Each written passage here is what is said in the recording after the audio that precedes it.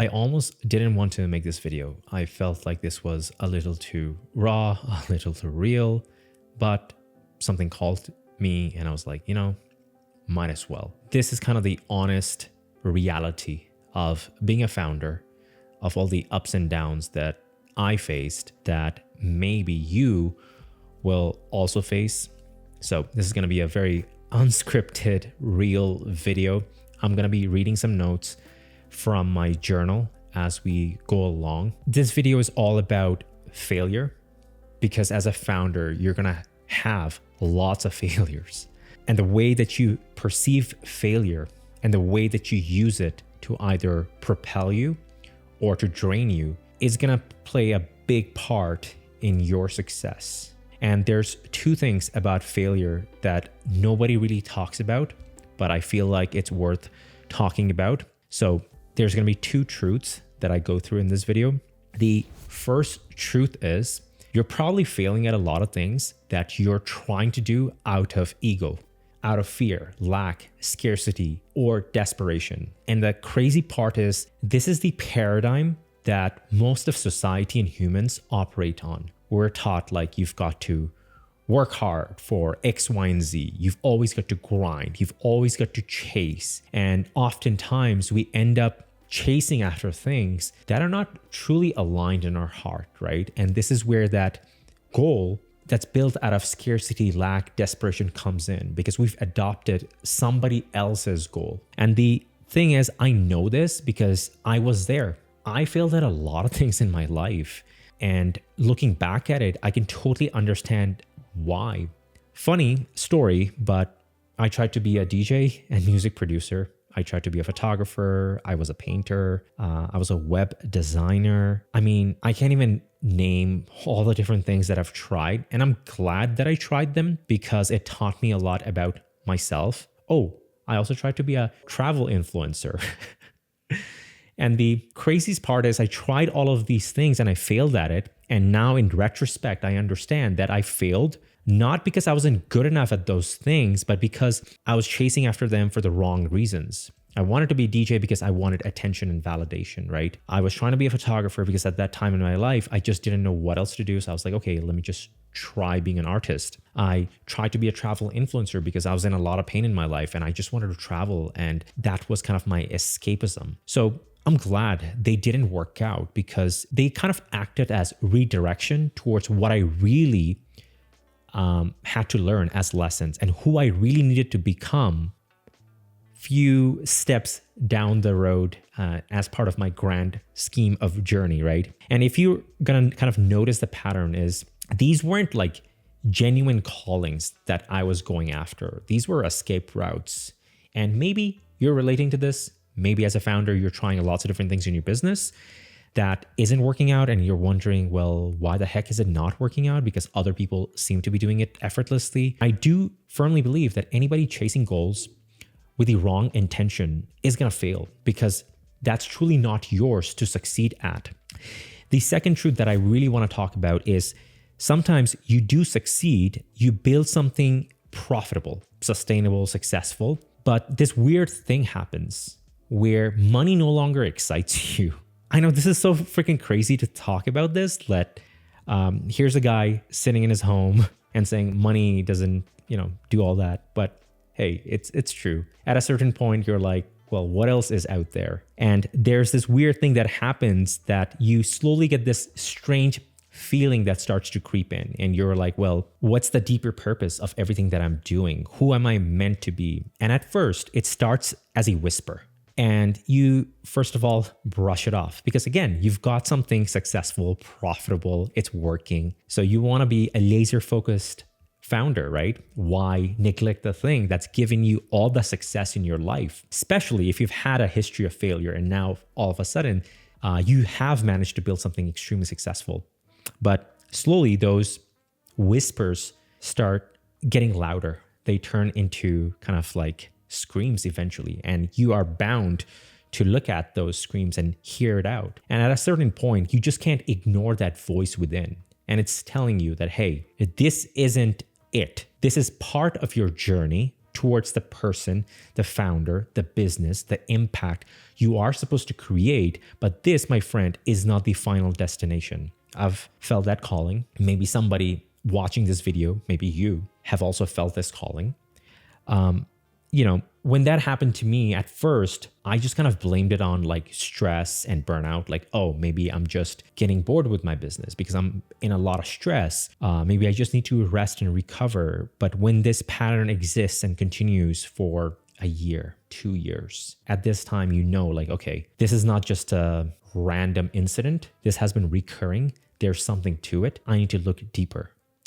That's really what happened to me. Like one day I was sitting alone with my thoughts, completely stressed out, burnt out. And this was an older version of me, right? Who used to be a workaholic, completely burning myself from both ends, hated it. And I was thinking about it and I was like, if I add a few more zeros to my bank account, like it's really not gonna change anything. It's not gonna change the way I feel about what I'm doing on a daily basis, about who I'm being on a daily basis. Like money doesn't have anything to do with this.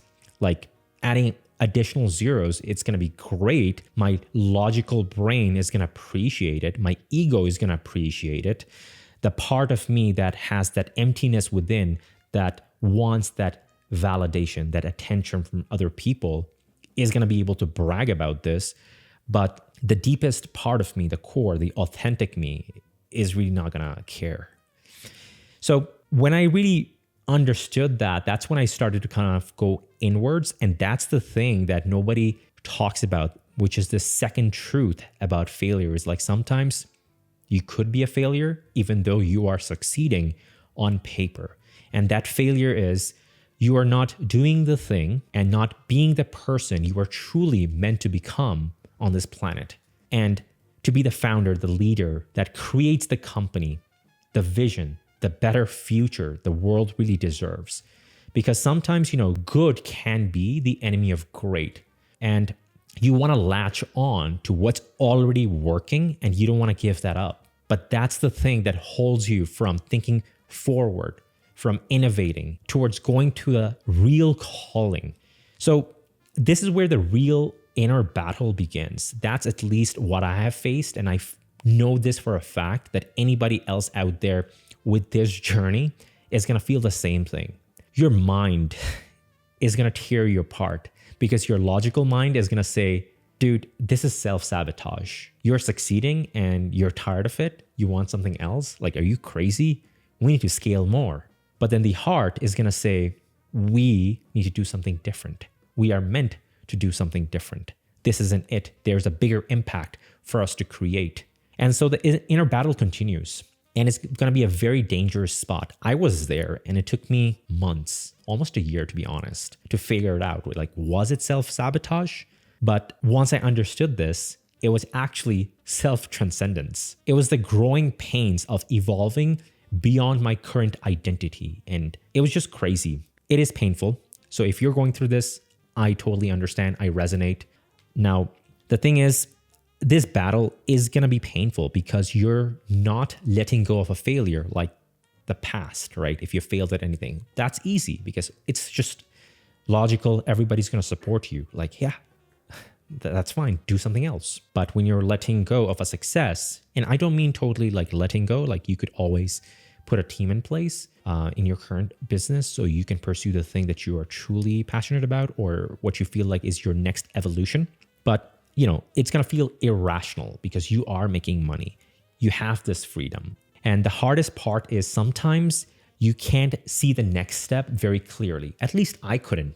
Like when I was going through my inner battle, I was so confused. I was like, what the heck is going on with me? I tried to work with mindset coaches and he did help. But again, the battle was just mine to fight because this is uncharted territory. Like you could take somebody that's failing or having a tough time in the business and switch their mindset. But then when they feel like they are succeeding, but there's something deeper and better and higher they have to pursue, it's this whole world of craziness, right?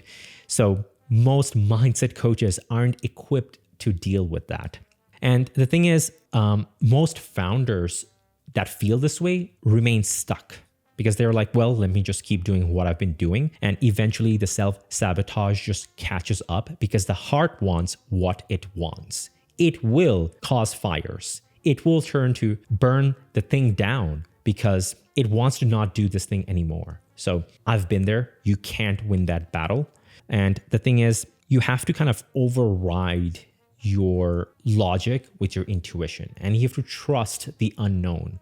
Like I said before, it's going to be scary because you don't know what is next. But throughout this entire kind of journey, I've figured out kind of the 3-step process that I went through that I believe you're going to go through. I'm the type of guy that always like to create mental models and frameworks around things. So that way I don't have to repeat hardships in my life, so I can actually take it as a learning lesson. So for the rest of this video, I'm going to go through those exact 3 steps. Hopefully you've been resonating with what you've been seeing this far, and this framework, these 3 steps really helps you out.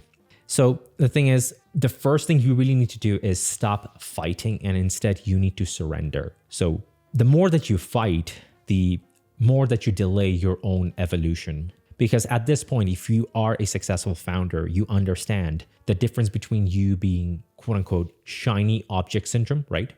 We all like to throw that word around, versus feeling like there's something here. I need to pay attention to it. And you're going to know, because it's going to be like months or years of this inner battle that we just talked about. And at this point, you do have to kind of surrender. And once you surrender, there's these 3 steps. And step 1 is to really recognize, because we want to take a logical approach to this. And we have to figure out like the pain and the resistance that you're experiencing.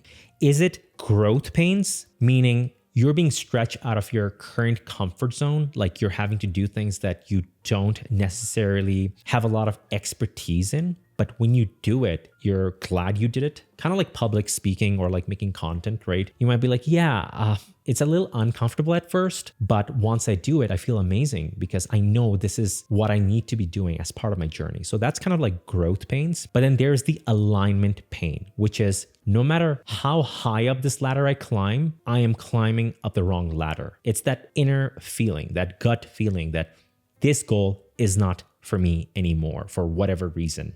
And so alignment pain is basically that calling for you to shift, for you to evolve, for you to kind of look beyond what you're currently doing. Now, the thing is, you have to really understand this, that when it comes to business and life, we often have this tendency to ignore our signals of pain and resistance. We are just taught, again, to just keep marching forward, to keep doing things as we've done. No pain, no gain, the common sayings.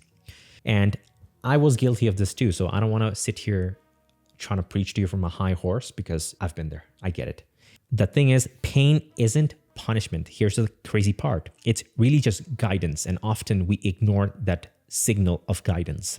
Think about it like working out. If you injure yourself, let's say while lifting and your knees hurting or whatnot, a logical, sane person would say like, okay, maybe I shouldn't do this anymore. Maybe I should take a little bit of a break. And the thing is, when it comes to life and business, when we see those same signals, we are just taught to keep pushing forward, even though we know it hurts. I don't know how this crazy relationship with pain started for us in entrepreneurship, in business, as founders, but I think it's a very toxic way to look at pain. Because just like our physical pain says, hey, stop it. If you keep doing this, you're going to hurt yourself. Emotional and mental pain is also the same thing. It's like, hey, stop it. Our subconscious brain is saying, if you keep doing this, if you keep going down this path, it's not going to be good for you. So you have to kind of recognize that, right? So that is kind of step 1 between growth versus alignment pain. Like when you have that alignment pain, everything feels off. Everything feels like force. Work is no longer a place of joy. It's always like, I have to do this. I need to do this. I must do this. If not, X, Y, and Z will happen. Competitors will go ahead. It's just this weird, logical, egotistical rat race that you're running in your head. Totally crazy, but we've all been there. Versus like when things are aligned and you're in flow, every day is joy. You wake up, you're freaking grateful. You're blessed. You're like, dang, I get to do what I love every single day, work with some amazing people on my team, and change a lot of lives through my company. Like, shit, how did I get so lucky? That is what you need to be doing, right? That's what alignment looks like and feels like. Now, step number 2 for you is going to be release. Once you've really understood that, okay, I am actually going through alignment pain, you gotta just let it go of the thing that's causing you this pain. Just like I talked about in that physical sense, right? You're doing weightlifting, it's hurting you. Stop, take a break, step back, see what you're doing wrong, evaluate that, check your form. It's the same thing with this alignment pain. And, it is definitely terrifying because you don't necessarily know what's next for you, where the road is taking you down. You just feel that intuition, that whisper. When I was there and I finally kind of surrendered to the flow of life, rather than trying to say that my life has to be like this, when I let go of that control, things finally just magically appeared. And I realized that, holy freaking crap, there is something huge here. I have never believed in something so deeply than I do right now about the mission that I am on right now. And it's only when I surrendered and said like, yeah, let me just see where life takes me. I don't know what's next, but I'm looking forward to it. Whatever will happen will happen. That's when I realized what was actually next for me. And the crazy thing about surrendering, you're kind of like a monkey on a branch. Like if you've ever seen monkeys jump from branch to branch, if you're a monkey and you're trying to go to the next branch, you're holding on to one branch here, the old one, and you're trying to grasp for the new branch. You got to let the old one go. You can't move yourself to the next branch if you're still clinging on to the old. So that's kind of like a metaphor for what our lives and business journey is kind of like. You can't keep clinging onto the past, fearful that if you let go, you might not catch the next branch, you might fall and die. As crazy as it sounds, you have to build that trust muscle where you know that you're going to be fine regardless.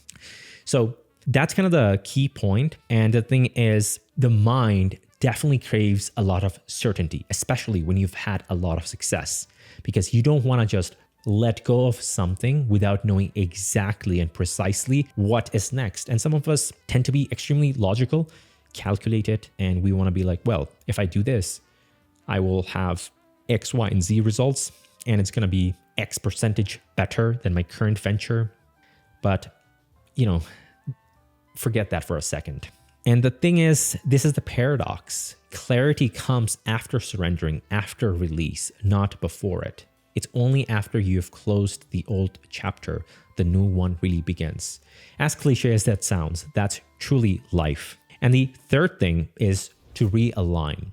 Once you've recognized the pain, once you've released the thing that is causing you pain, you have to kind of realign and reorient yourself with the thing that's next for you. And your path, your true path, is going to slowly kind of reveal to you bit by bit. And you will get this grand vision of, hey, this is the person I was meant to be on this planet. This is the company I was meant to build on this planet. And that's a beautiful place to be, because now you're operating from your deeper purpose. And again, every day now becomes joyful because you are truly aligned in your heart. Money will follow. It's just a byproduct of you doing the thing that you're meant to do. And if you've been successful, hey, you can do tenfold from what you've done before. And a lot of the times, realigning is kind of like a radio station.